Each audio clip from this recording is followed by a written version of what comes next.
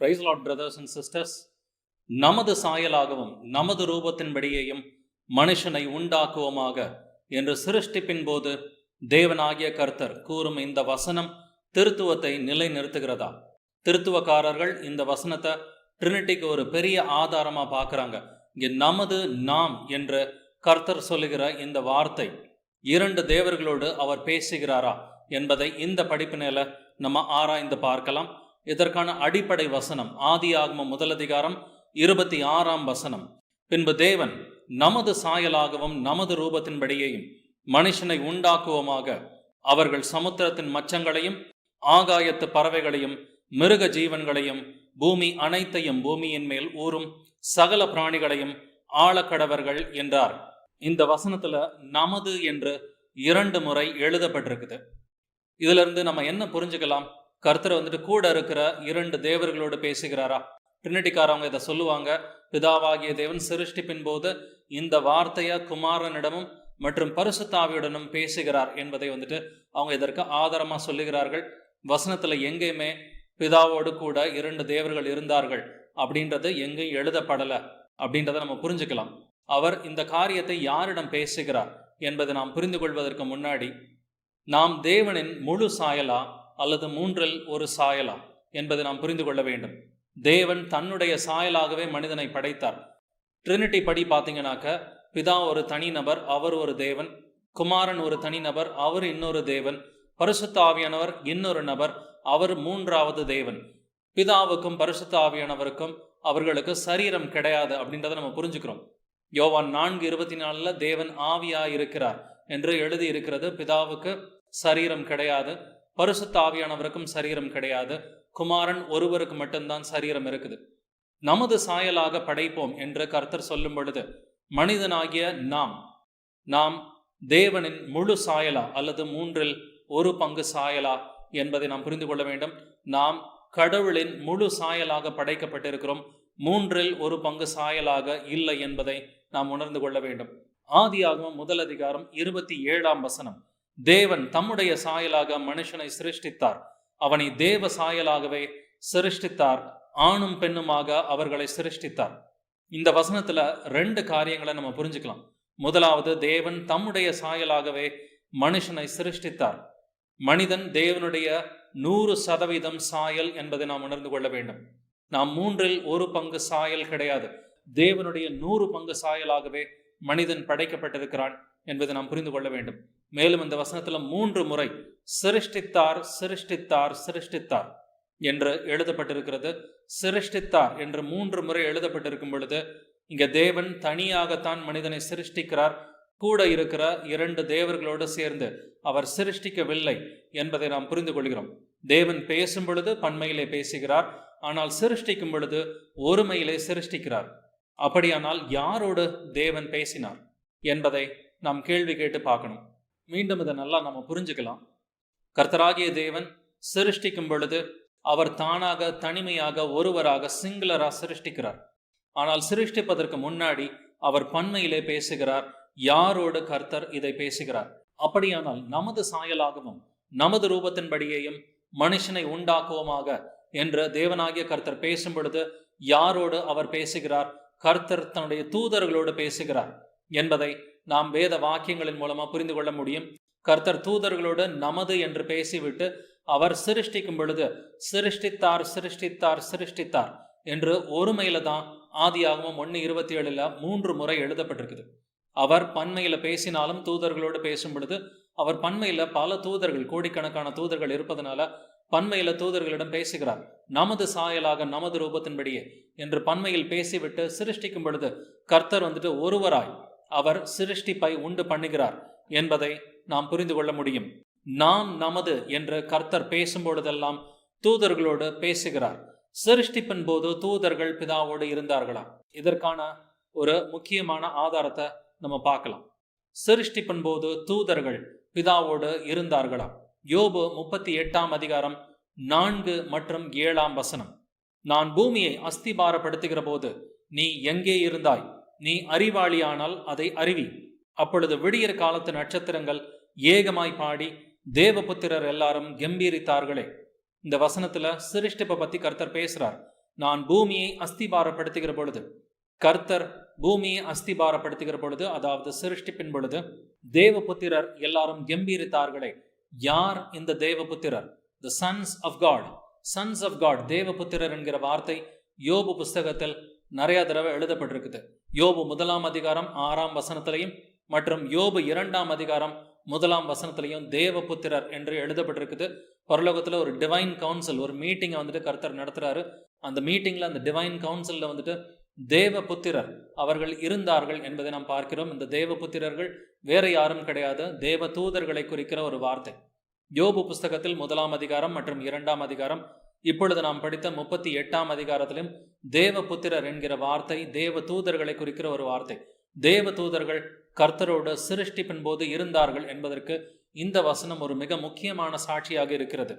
மேலும் தனது திட்டங்களை கர்த்தர் எப்பொழுதும் தன்னுடைய தூதர்களோடு அறிவிக்கிறார் என்பதை நாம் புரிந்து கொள்ள வேண்டும். இந்த பூமிக்குரிய திட்டங்களை வந்துட்டு எப்பொழுதும் தன்னுடைய தீர்க்கதரிசிகளோடு கர்த்தர் அறிவிக்கிறார் என்பதை நாம் ஆமோஸ் புஸ்தகத்தில் படிக்கிறோம். தம்முடைய தீர்க்கதரிசிகளுக்கு அறிவிக்காமல் கர்த்தர் ஒரு காரியத்தையும் செய்யார் என்று எழுதியிருக்கிறபடி, இதே போல மனிதர்களை உண்டாக்குவதற்கு முன்னால் கர்த்தர் தன்னுடைய திட்டங்களை எப்பொழுதும் அவர் தன்னுடைய தூதர்களோடு பகிர்ந்து கொண்டார் என்பதை நாம் புரிந்து கொள்கிறோம். இதற்கான சில ஆதார வசனங்களை நம்ம பார்க்கலாம். ஏசாயா 6ஆம் அதிகாரம் முதல் 2 வசனங்கள் மற்றும் 8ஆம் வசனம். உசியா ராஜா மரணமடைந்த வருஷத்தில் ஆண்டவர் உயரமும் உன்னதமுமான சிங்காசனத்தின் மேல் வீற்றிருக்க கண்டேன். அவருடைய வஸ்திர தொங்கலால் தேவாலயம் நிறைந்திருந்தது. சேராபீன்கள் அவருக்கு மேலாக நின்றார்கள். அவர்களில் ஒவ்வொருவனுக்கும் அவ்வாறு செட்டைகள் இருந்தன. அவனவன் 2 செட்டைகளால் தன் தன் முகத்தை மூடி, 2 செட்டைகளால் தன் தன் கால்களை மூடி, 2 செட்டைகளால் பறந்து, பின்பு யாரை நான் அனுப்புவேன், யார் நமது காரியமாய் போவான் என்று உரைக்கிற ஆண்டவருடைய சத்தத்தை கேட்டேன். அதற்கு நான், இதோ அடியேன் இருக்கிறேன், என்னை அனுப்பும் என்றேன். இந்த ஏசாயா 6ஆம் அதிகாரத்தில் உள்ள ஒரு தரிசனத்தை ஏசாயா தீர்க்கதரிசி காண்கிற ஒரு தரிசனம். அங்கே வந்துட்டு ஒரு டிவைன் கவுன்சில், ஒரு மீட்டிங் நடக்குது. அந்த மீட்டிங்ல வந்துட்டு அவன் என்னத்தை காண்கிறான் அப்படின்றத நம்ம புரிஞ்சுக்கணும். 1ஆம் வசனத்துல ஆண்டவர் உயரமும் உன்னதமுமான சிங்காசனத்தின் மேல் வீட்டிற்கு கண்டேன். அங்கு ஒரு சிங்காசனம் தான் இருந்தது என்பதை நாம் புரிந்து கொள்ளலாம். பரலோகத்தில் எத்தனை சிங்காசனம் இருக்கிறது? ஒரே ஒரு சிங்காசனம் தான் பரலோகத்தில் இருக்கிறது. இதை நம்ம வெளிப்படுத்தின விசேஷம் 4ஆம் அதிகாரம் 2ஆம் வசனத்திலே நம்ம புரிஞ்சுக்கலாம்.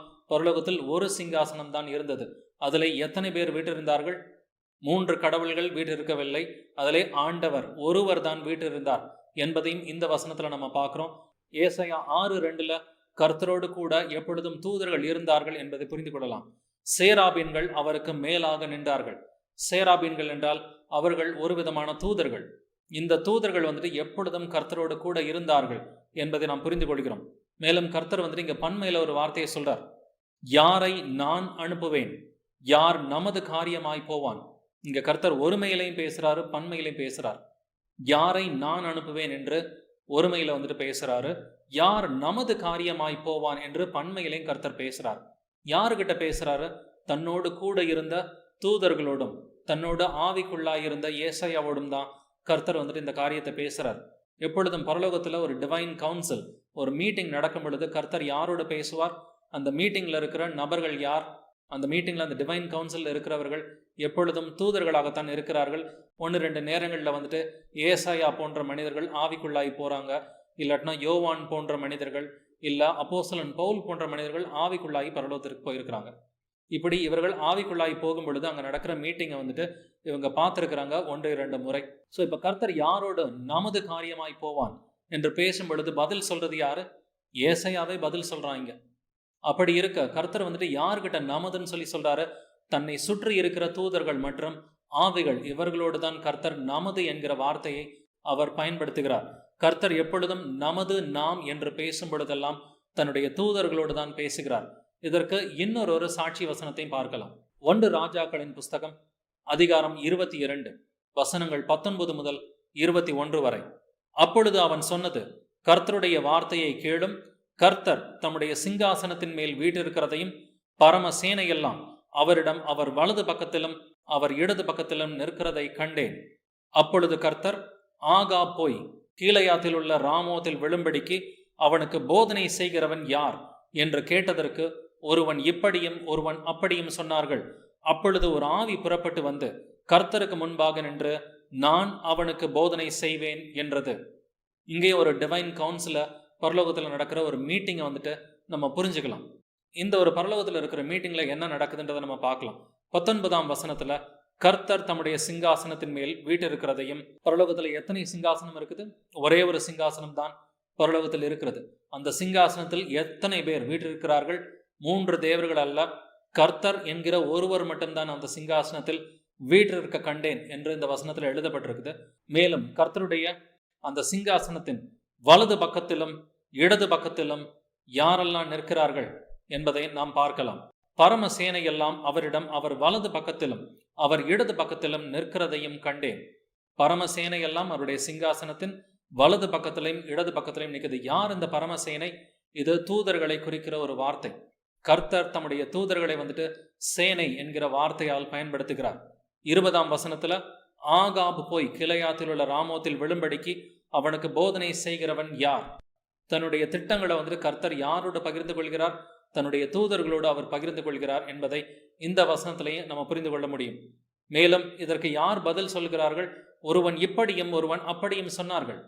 கர்த்தரோடு கூட இருந்த அந்த தூதர்கள், அந்த ஆவிகள், அவங்க வந்துட்டு இந்த கேள்விக்கு எப்படி வந்துட்டு பதில் சொல்றாங்க? ஒருவன் இப்படியும் ஒருவன் அப்படியும். அப்ப கர்த்தர் வந்துட்டு யாரோடு பேசுகிறார்? எப்பொழுதும் கர்த்தர் தன்னுடைய திட்டங்களை தன்னுடைய தூதர்களுக்கு வெளிப்படுத்துறார். தூதர்களில் ஒருவன் இப்படியும் ஒருவன் அப்படியும் பேசும் பொழுது அப்பொழுது என்ன நடக்கிறது? ஒரு ஆவி புறப்பட்டு வந்து கர்த்தருக்கு முன்பாக நின்று நான் அவனுக்கு போதனை செய்வேன் என்றது. அப்ப கர்த்தர் கேட்ட கேள்விக்கு யார் பதில் சொல்றா? ஒரு ஆவிதான் பதில் சொல்லுச்சு. அப்படின்னா கர்த்தர் வந்து தான் பேசுகிற காரியங்களை யாரிடம் பேசுகிறார்? தூதர்களிடம் பேசுகிறார் என்பதை இந்த வசனத்திலிருந்து நம்ம புரிஞ்சுக்கலாம். இந்த ஒரு இன்சிடென்ட் 1 ராஜாக்கள் 22 எழுதப்பட்டிருக்குது. மேலும் 2 நாளாகமத்தின் புஸ்தகம் அதிகாரம் 18 வசனங்கள் 18 முதல் 21 இதே இன்சிடென்ட் வந்துட்டு அங்கேயும் எழுதப்பட்டிருக்குது. நீங்க அதையும் ஆராய்ந்து பார்க்கலாம். கர்த்தர் தன்னுடைய திட்டங்களை எப்பொழுதும் தூதர்களோடு வந்துட்டு அறிவிக்கிறார். அந்த தூதர்களோடு அறிவித்து விட்டு அதை நிறைவேற்றும் பொழுது வந்துட்டு குறிப்பா சிருஷ்டிப்பின் காரியத்தை அவர் தானாகத்தான் நிறைவேற்றினார் என்பதை நாம் பார்க்கிறோம்.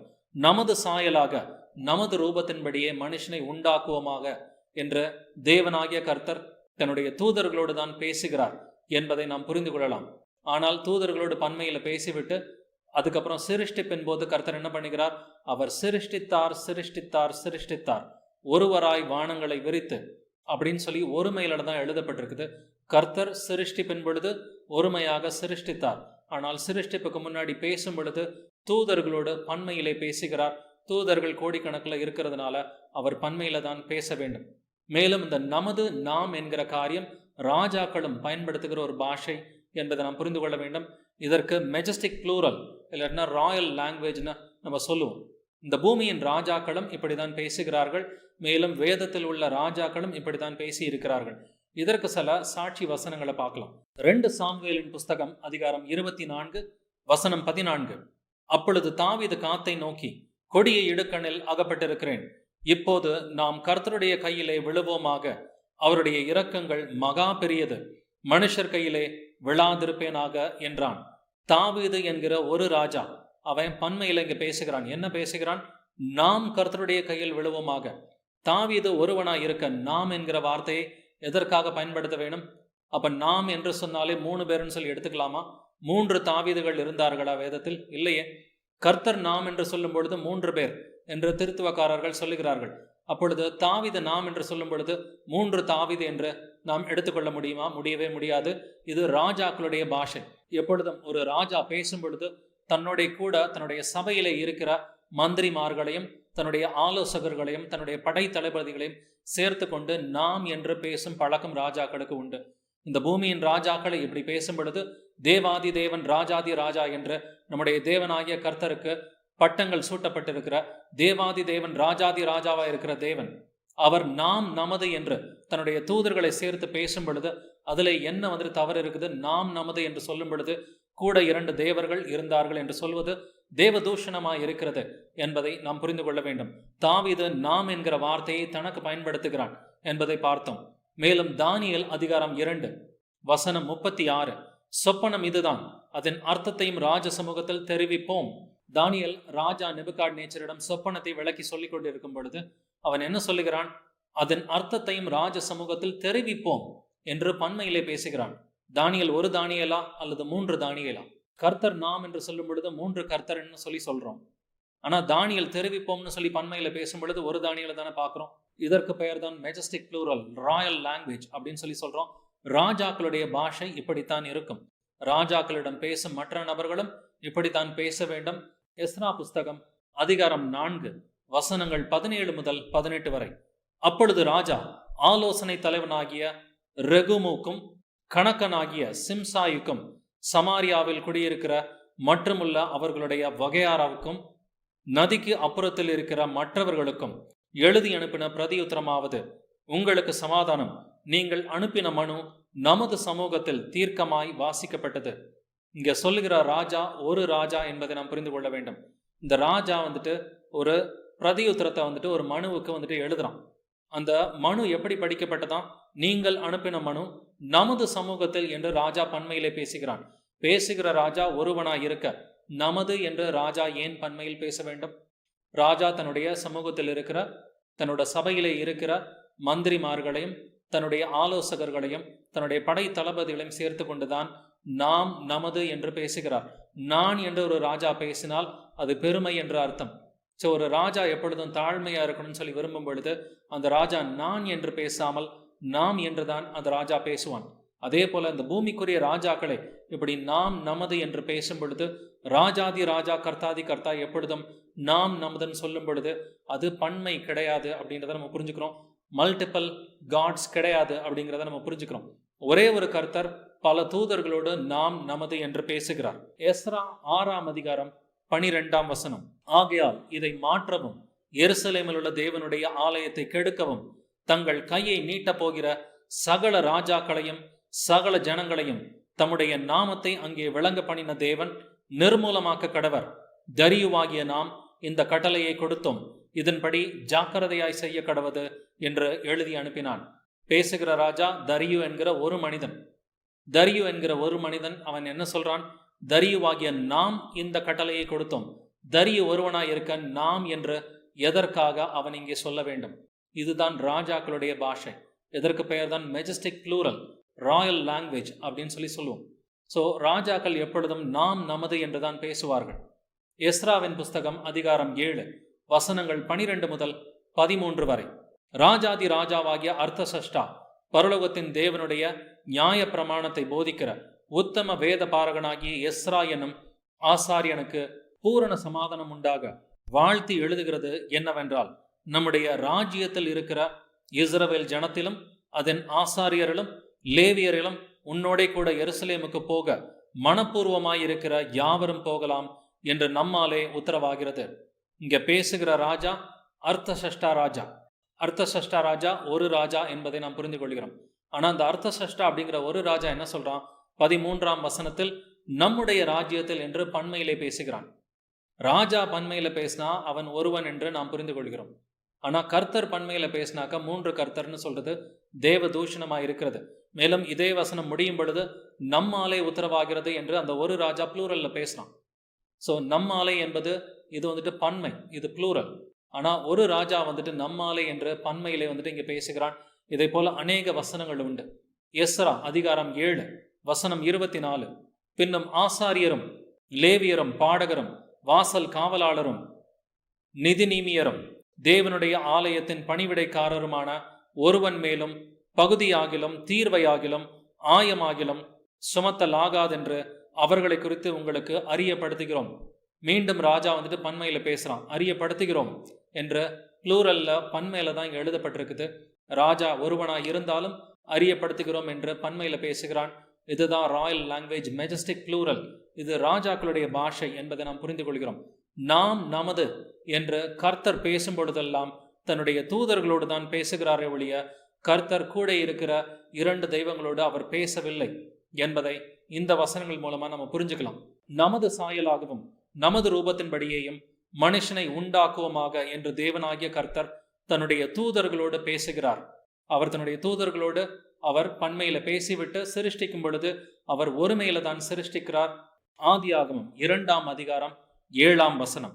தேவனாகிய கர்த்தர் மனுஷனை பூமியின் மண்ணினாலே உருவாக்கி ஜீவ சுவாசத்தை அவன் நாசியிலே ஊதினார். மனுஷன் ஜீவ ஆத்மாவானான்.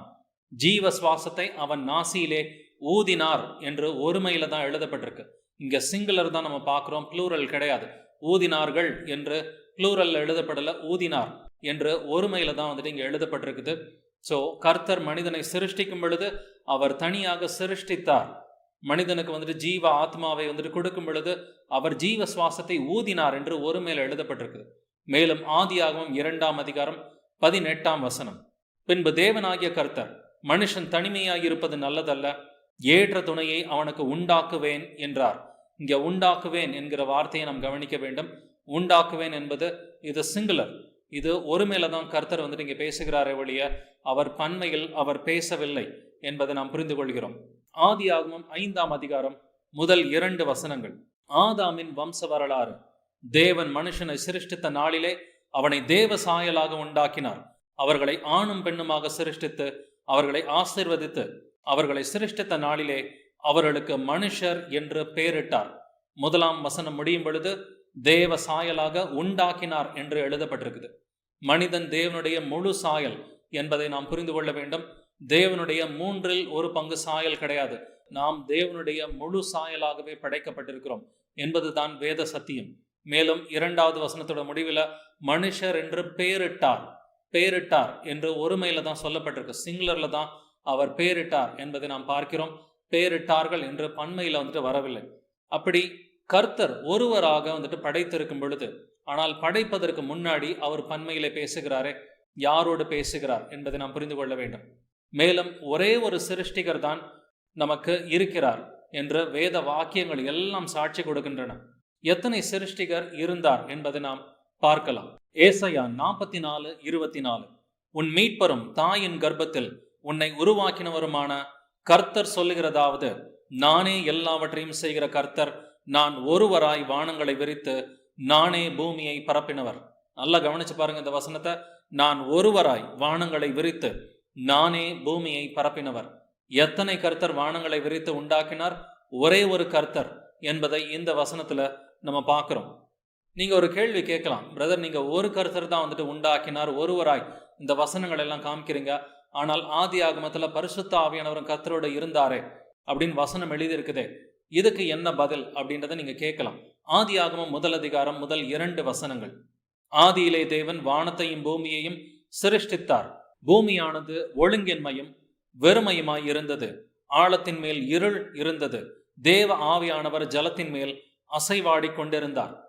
இந்த வசனத்தை படிச்சுட்டு அநேகர் என்ன நினைச்சுக்கிறாங்கன்னா, இந்த தேவ ஆவியானவர் 2ஆம் நபர், அவர் தேவன் கிடையாது, அவர் பிதா கிடையாது, இவர் 2ஆம் நபர் என்றுதான் புரிந்து கொள்கிறார்கள். ஆனால் யோவான் 4:24 படிக்கும் பொழுது தேவன் ஆவியாயிருக்கிறார் என்று எழுதியிருக்கிறது. எந்த தேவன் ஆவியாயிருக்கிறார்? பிதாவாகிய தேவன் ஆவியாயிருக்கிறார். யோவான் 4:24, தேவன் ஆவியாயிருக்கிறார், அவரை தொழுது கொள்கிறவர்கள் ஆவியோடும் உண்மையோடும் அவரை தொழுது கொள்ள வேண்டும் என்றார். இந்த வசனத்தை பேசுகிறவர் கர்த்தராகிய இயேசு கிறிஸ்து. இயேசுவே சொல்றார், பிதாவாகிய தேவன் ஆவியாயிருக்கிறார். பிதாவாகிய தேவன் ஆவியாயிருக்கிறார் என்றால் அந்த தேவ ஆவியானவர் தான் ஜலத்தின் மேல் அசைவாடி கொண்டிருந்தவர். பிதாவாகிய தேவனே ஆவியாய் இருக்கிறபடியினால் அவரே ஆவியாக ஜலத்தின் மேல் அசைவாடினாரே அல்லாமல் அவர் தனி நபர் கிடையாது. ஆவியானவர் பிதாவிடமிருந்து தனி நபர் கிடையாது அப்படின்றத நம்ம புரிஞ்சுக்கிறோம். ஆவியானவரும் பிதாவும் ஒரு நபர் என்பதை நாம் புரிந்து கொள்ள வேண்டும். இதற்கு முன்னாடியே இதை இன்னொரு வீடியோவில் வந்துட்டு தனியாகவே கிளாரிஃபை பண்ணியாச்சு. உங்களுக்கு கேள்விகள் இருந்தாக்கா ஆவியானவரும் பிதாவானவரும் ஒரு நபரா இல்லையா என்பதை குறித்து அந்த வீடியோவில் நீங்கள் ஆராய்ச்சி பண்ணி பார்க்கலாம். மல்கியா 2ஆம் அதிகாரம் வசனம் 10, நம்ம எல்லாருக்கும் ஒரே பிதா இல்லையோ, ஒரே தேவன் நம்மை சிருஷ்டித்ததில்லையோ, இந்த வசனத்துல ஒரே பிதா இல்லையோ என்று எழுதி இருக்கிறது. அந்த ஒரே பிதாதான் ஒரே தேவன் நம்மை சிருஷ்டித்ததில்லையோ என்றும் எழுதி இருக்கிறது. அந்த ஒரே பிதாவானவர் நம்மை ஒரே தேவனாக சிருஷ்டித்தார் என்பதை இந்த வசனத்திலிருந்து நம்ம புரிஞ்சுக்கலாம். எத்தனை தேவன் நம்மை சிருஷ்டித்தார்? ஒரே ஒரு தேவன் தான் நம்மை சிருஷ்டித்தாரே அல்லாமல் 3 தேவர்கள் நம்மை சிருஷ்டிக்கவில்லை. இந்த ஒரு வசனத்தை வச்சும் நீங்க இன்னொரு கேள்வி கேட்கலாம். யோவான் 1ஆம் அதிகாரத்துல இயேசுவும் சிருஷ்டித்தார் என்று எழுதி இருக்கிறது அல்லவா, அதற்கு என்ன அர்த்தம்னு கேட்கலாம். யோவான் 1 அதிகாரம் வசனம் 10, அவர் உலகத்தில் இருந்தார், உலகம் அவர் மூலமாய் உண்டாயிற்று, உலகமோ அவரை அறியவில்லை. உலகம் இயேசு கிறிஸ்துவின் மூலமாய் உண்டாயிற்று என்று இந்த வசனத்தில் எழுதப்பட்டிருக்குது. இதே போல 1 கொரிந்தியர் 8ஆம் அதிகாரம் மற்றும் கொலோசையர் 1 அதிகாரம், எபிரேயர் 1 அதிகாரத்திலையும் இயேசு கிறிஸ்துவின் மூலமா தான் இந்த உலகம் உண்டாயிற்று என்று எழுதப்பட்டிருக்கிறது. அப்படி இருக்க நாம் மல்கியா 2ஆம் அதிகாரம் 10ஆம் வசனத்தில் படிக்கிறோம், ஒரே தேவன் நம்மை சிருஷ்டித்ததில்லையோ என்பதை நாம் படிக்கிறோம். ஏசாயா 44:24 நான் ஒருவராய் வானங்களை விரித்து நானே பூமியை பரப்பினவர் என்று பிதாவாகிய தேவன் சொல்லுகிறார். அப்படி இருக்க இயேசு கிறிஸ்து உலகத்தை உண்டாக்கினார் என்றால் என்ன அர்த்தம்? இயேசு கிறிஸ்து பழைய ஏற்பாட்டில் எப்படி இருந்தார்? அவர் வார்த்தையாக இருந்தார். இதைத்தான் யோவான் 1 அதிகாரம் 1 வசனத்தில் நாம் படிக்கிறோம். இயேசு கிறிஸ்து வார்த்தையாக தான் இருந்தார். அதே போல 1 பேதுரு 1 அதிகாரம் 11ஆம் வசனத்தில் இயேசு கிறிஸ்து ஆவியாக இருந்தார் என்று நாம் படிக்கிறோம். 1 பேதுரு 1 அதிகாரம் 10ஆம் வசனத்தில் தங்களில் உள்ள கிறிஸ்துவின் ஆவியானவர் என்று எழுதியிருக்கிறது. இயேசு கிறிஸ்து பழைய ஏற்பாட்டில் வார்த்தையாக ஆவியாக இருந்தார். அதாவது பரிசுத்த ஆவியானவராகத்தான் இயேசு இருந்தாரே ஒழிய அவர் தனி நபராக இல்லை. பரிசுத்த ஆவியானவர் என்று நாம் சொல்லும் பொழுது இயேசுவே அங்கு பிதாவாக, அவர் ஒரே ஆவியாக, ஆவிகளின் பிதாவாக இயேசு கிறிஸ்து பழைய ஏற்பாட்டில் இருந்தாரே ஒழிய அவர் குமாரனாக பழைய ஏற்பாட்டில் இல்லை என்பதை நாம் புரிந்து கொள்ள வேண்டும். இயேசு கிறிஸ்துவின் மூலமா உலகம் உண்டாயிற்று என்று சொல்லும் பொழுது இயேசு கிறிஸ்து பழைய ஏற்பாட்டில் பிதாவாக இருந்தார், ஆவியாக இருந்தார். அவர் இந்த உலகத்தை உண்டாக்கினார் என்பதை நாம் விசுவசிக்கிறோம். ஒரே ஒரு தேவன் தான் ஒருவராய் வானங்களை பரப்பி அவர் இந்த பூமியை உண்டாக்கினார் என்பதுதான் வேத சத்தியம்.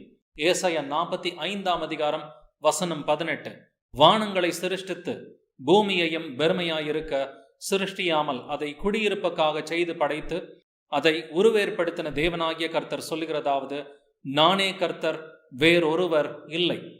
இங்க தேவன் என்ன கான்டெக்ட்ல இதை பேசுறாரு? வானங்களை சிருஷ்டித்து அப்படின்னு சொல்லி இங்க கிரியேஷனை பத்தி எழுதப்பட்டிருக்குது. சிருஷ்டிப்பை பத்தி கர்த்தர் பேசும் பொழுது என்ன சொல்றாரு? நானே கர்த்தர், வேறொருவர் இல்லை அப்படிங்கிறார். சிருஷ்டிப்பு பண்ண கர்த்தர் என்ன சொல்றாரு? நான் ஒருவர் தான் கர்த்தர், என்னை தவிர தேவன் இல்லை என்பதை அவர் திட்டவட்டமாக தேவனாகிய கர்த்தர் வெளிப்படுத்தி கொண்டே இருக்கிறார்.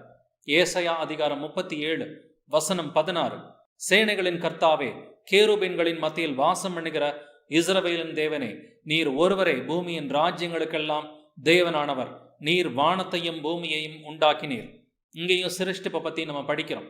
நீர் வானத்தையும் பூமியையும் உண்டாக்கினீர். எத்தனை பேர் வானத்தையும் பூமியையும் உண்டாக்கினீர் என்று எழுதப்பட்டிருக்கிறது? இந்த வசனத்திலே நீர் ஒருவரே என்று எழுதப்பட்டிருக்கிறது. தேவன் ஒருவராக வானத்தையும் பூமியையும் சிருஷ்டித்தார் என்பதை இந்த வசனத்திலையும் நம்மால் புரிந்து கொள்ள முடியும். நமக்கு 3 தேவர்கள் கிடையாது. திருத்துவம் ஒரு கள்ள உபதேசம் என்பதை நாம் உணர்ந்து கொள்ள வேண்டும். நமது சாயலாகவும் நமது ரூபத்தின்படியேயும் மனுஷனை உண்டாக்குவோமாக என்று தேவனாகிய கர்த்தர் தன்னுடைய தூதர்களோடு பேசுகிறார். அவர் தன்னுடைய தூதர்களோடு அவர் பன்மையில பேசிவிட்டு சிருஷ்டிக்கும் பொழுது அவர் ஒருமையில தான் சிருஷ்டிக்கிறார். இப்ப இந்த படிப்பினில நாம் பார்த்த காரியம் என்னது? நமது சாயலாகவும் நமது ரூபத்தின்படியேயும் மனுஷனை உண்டாக்குவோமாக என்று தேவனாகிய கர்த்தர் தூதர்களோடு பேசுகிறார். அவர் கூட இருக்கிற 2 தெய்வங்களோடு பேசவில்லை. தன்னுடைய தூதர்களோடு நாம் நமது என்று அவர் பன்மையிலே பேசிவிட்டு சிருஷ்டிக்கும் பொழுது ஒருவராய் சிருஷ்டித்தார் என்பதை நாம் புரிந்து கொள்ள முடியும். ட்ரினிட்டிக்கு இங்கு இடம் இல்லை, திருத்துவத்திற்கு இங்கே இடம் இல்லை என்பதை நாம் புரிந்து கொள்ள வேண்டும். திருத்துவம் ஒரு கள்ள போதகம். இதற்கு அடுத்த வீடியோவில் நம்ம பார்க்க போற காரியம், மனுஷன் நன்மை தீமை அறியத்தக்கவனாய் நம்மில் ஒருவரை போல் ஆனான் என்கிற இந்த வசனத்துக்கு அர்த்தம் என்ன? இது நம்ம அடுத்த படிப்பினையில ஆராய்ந்து பார்க்கலாம். இந்த படிப்பினை சம்பந்தமா உங்களுக்கு கேள்விகள் இருந்தாக்க ஸ்கிரீன்ல இருக்கிற மொபைல் நம்பருக்கு கால் பண்ணுங்க, இல்ல வாட்ஸ்அப்ல மெசேஜ் அனுப்புங்க. Praise the Lord Jesus. May God bless you all.